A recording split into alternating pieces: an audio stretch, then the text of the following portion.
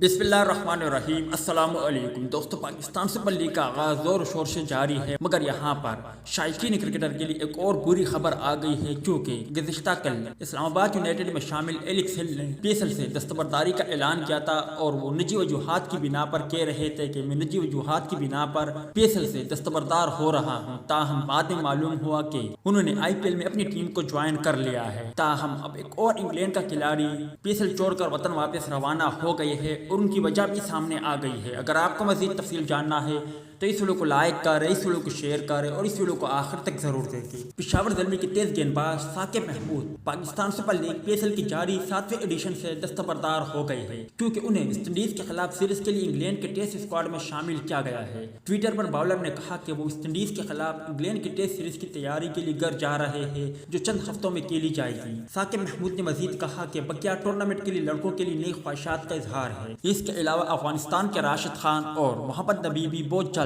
PSL छोड़कर वतन वापस रवाना हो जाएंगे। वीडियो अच्छी लगे तो इसे लाइक जरूर करें।